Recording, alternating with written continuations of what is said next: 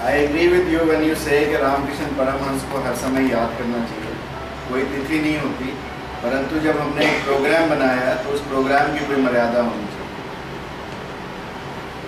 It is good, I am not raising any controversy, but issue is that once we chalk out a program and we have been given the duty and the responsibility to chalk out a program, we must try to do justice with it. Ramakrishna Paramahamsa एक ऐसे संत जिनको जैसे दूसरा साहब ने कहा जब याद किया जाए तब अच्छा, हर पल हर श्वास में याद करना चाहिए। और न केवल संत बल्कि एक समाज सुधारक, और देश को एक ऐसे व्यक्तित्व को दिया जिसने हिंदू धर्म की पताका को पूरे विश्व में लहराया।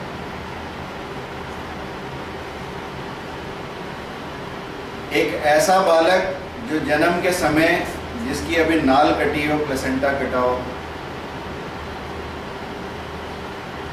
और तो ये बच्चा जैसे ही पैदा हुआ अपने प्रभु के चरणों में चला गया। पास में मंदिर था, साथ ही घर में जैसे मूर्ति पड़ी थी वहीं पर उस मूर्ति के साथ बबूत पड़ी थी, जाकर वो बच्चा उस बबूत में लिपट गया। ऐसे जीवन की शुरुआत रामकृष्ण परमहंस की। और जिस व्यक्ति में राम और किशन दोनों का स्वरूप देखा जाए, मथुरा बाबू ने कहा कि कभी तुम्हें देखता हूं तो राम नजर आते हैं, कभी तुम्हें देखता हूं तो कृष्ण नजर आते हैं, इसलिए उन्होंने इनका नाम गदाधर से रामकिशन रखा। रामकिशन अपने पास हमेशा एक लोटा रखते थे, पीतल का लोटा, और उसे रोज चमकाते थे। लोग हैरान होते थे कि एक चमकते लोटे को रोज चमकाना, इसका औचित्य क्या है? तो उन्होंने कहा कि जैसे हमारी मन, बुद्धि और आत्मा पर रोज कुछ ना कुछ, किसी ना किसी विकार की परत चढ़ती रहती है, उसी तरह से जैसे इस लोटे पर रोज कुछ ना कुछ मिट्टी चढ़ती है, उस मिट्टी को मैं मांझता हूँ, इसी तरीके से हमें चाहिए कि हम अपनी मन, बुद्धि और आत्मा को मांझते रहें और उसे सहज बनाते रहें। जिस व्यक्ति ने अपने मन को मांझना सीख लिया, मन में उपजे विकारों को मांझना सीख लिया, उस व्यक्ति को यदि हम प्रभु की संतान कहें या प्रभु स्वयं कहें तो कोई फर्क नहीं होगा, क्योंकि हम सब में परमात्मा विद्यमान है, हम सब परमात्मा हैं। फर्क सिर्फ इतना है कि किसने अपने लोटे को कितना मांझा। यदि हम अपने लोटे को मांझ सकते हैं, उस लोटे में उपजे विकारों को, परंतु हम अक्सर ऐसा नहीं करते। हम अपने पाउडर, क्रीम, कबीरदास ने लिखा केसो क्या बिगाड़िया जो मुंडे सो बार, मन को काहे न मुंडिए जामे विषय विकार, कि हम अपने बालों को बार बार काटते रहते हैं, उनका जबकि कसूर भी कोई नहीं। और मन जिसमें विकारों का जन्म होता है, उसको मूंढने में, उसको मांझने में हम कोई प्रयत्न नहीं करते, कोई कोशिश नहीं करते। और ऐसे लोगों को याद करना, अपने मन को मांझना,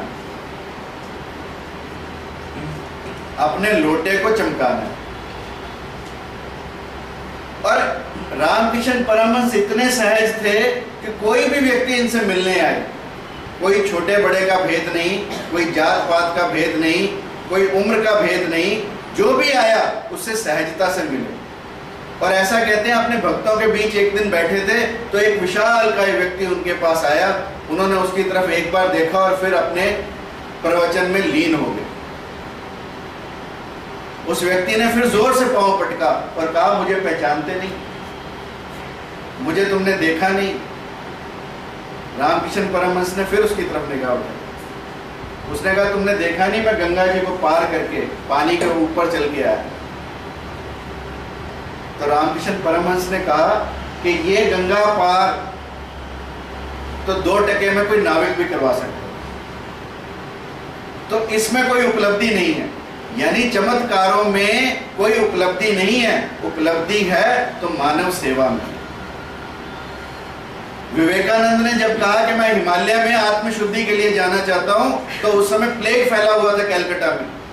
रामकृष्ण परमहंस ने कहा कि आत्मशुद्धि सिर्फ तुम्हारे लिए, प्लेग मानवता में फैली है, दीन मानव की सेवा करो, यही सबसे बड़ी आत्मशुद्धि। मानवता की सेवा का ज्ञान विवेकानंद को दिया रामकृष्ण परमहंस ने। और जब मां शारदा ने पुत्र प्राप्ति की इच्छा की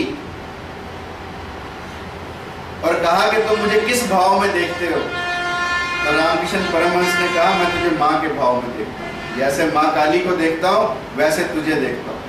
और यदि पुत्र प्राप्ति की इच्छा है तो ऐसा पुत्र देकर जाऊंगा जिसे दुनिया याद करेगी।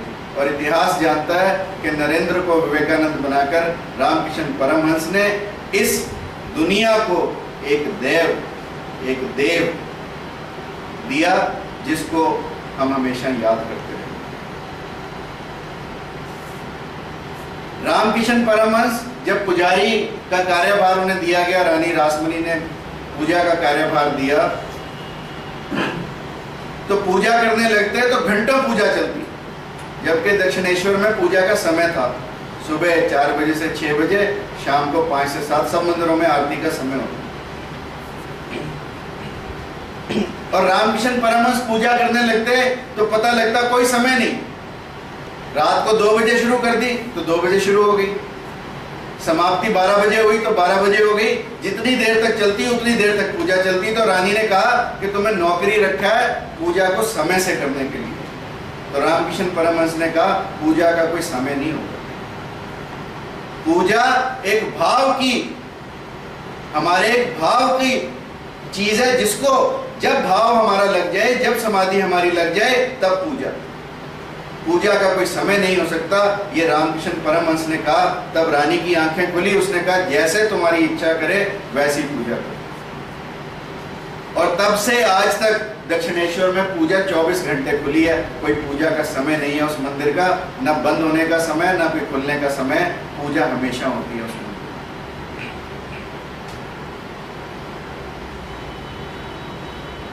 रामकृष्ण परमहंस, जैसा मैंने कहा कि कोई व्यक्ति, आज के आप यदि संत देखो तो प्राइम मिनिस्टर के पास, प्रेसिडेंट के पास, और उनके ऊपर उनके समागम में सब चीफ मिनिस्टर, 16 स्टेट्स के चीफ मिनिस्टर ऊपर बैठे होते हैं, तो उन्हें लगता है कि हम बड़े संत हैं। और संत की व्याख्या क्या है? संत को ये चीजें प्रभावित नहीं करती।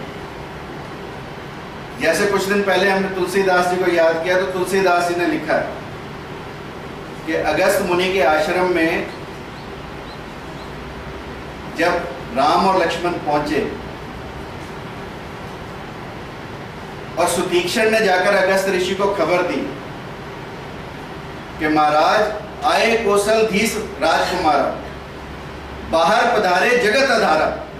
तो अगस्त जी विचलित नहीं हुए, अगस्त जी बैठे रहे। उन्होंने सोचा कोई राजकुमार आए। He never moved out.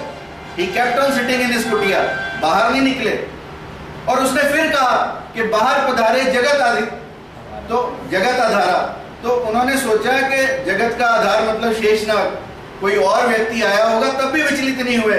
और जब उसने कहा कि राम और लक्ष्मण पधारे हैं, तो अगस्त मुनि स्वयं उठकर बाहर।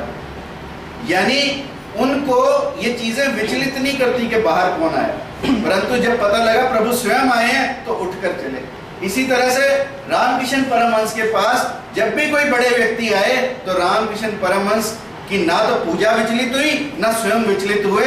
जब निकले तो प्रभु के लिए निकले, माँ काली के दर्शनों के लिए निकले, और माँ काली उन्हें साक्षात दर्शन देती।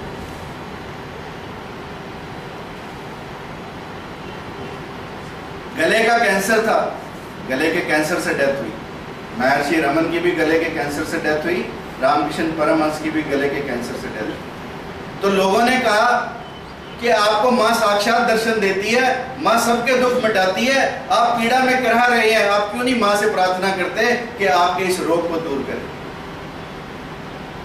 तो रामकृष्ण परमहंस ने कहा कि ये भी माता की इच्छा है, ये भी माँ की इच्छा है। जिस रंग में वो मुझे रखे उसी रंग में मैं रहने के लिए तैयार हूं। मैं माँ के पास इस छोटे मोटे दुखों के लिए नहीं जाऊंगा। जब भी माँ से प्रार्थना करूंगा तो मानवता के कल्याण की प्रार्थना करूंगा, अपने कल्याण की प्रार्थना नहीं करूंगा। ये भाव उस व्यक्ति के, जिस व्यक्ति के बिल्कुल पीछे माँ रहती है। आप मंदिर जाके देखो, दक्षिणेश्वर का माँ काली का मंदिर है, छोटा सा गेट है, उसके बाहर रामकृष्ण परमहंस बैठ के पूजा करते हैं और कहते हैं कि माँ साक्षात अंदर मंदिर में खेलती थी जब रामकृष्ण परमहंस वहां हो। जिस व्यक्ति के पास साक्षात भगवान हो, जो व्यक्ति स्वयं भगवान का रूप हो और अपने दुख के लिए भगवान से कुछ ना मांगे, कितनी बड़ी बात। और हम मंदिर में क्या करने जाते हैं? नौकरी पक्की करवाने जाते हैं, शादी करवाने जाते हैं, बच्चे पैदा करवाने जाते हैं। ये हमारा काम है भगवान से, ये भगवान के साथ हमारी सौदेबाजी है। और एक तरफ ऐसा व्यक्ति है जो साक्षात भगवान होते हुए भी, साक्षात भगवान का साथ होते हुए भी भगवान से कुछ मांगने को तैयार नहीं है। यदि मांगा तो सृष्टि के कल्याण के लिए, मानवता के कल्याण के लिए, इस दुनिया के कल्याण के लिए। ऐसा रामकृष्ण परमहंस का character. Ramakrishna Paramahamsa has always, you see, I have read it at length, and in my life I have been most influenced by this personality. And he is such a personality which is worth getting influenced, because कोई आडंबर नहीं है, कोई ढोंग नहीं है, सब कुछ जीता जागता सबूत है, सब कुछ इस जीवन काल में। और संत वही है जो मानवता की सेवा को सर्वोपरि मानता है।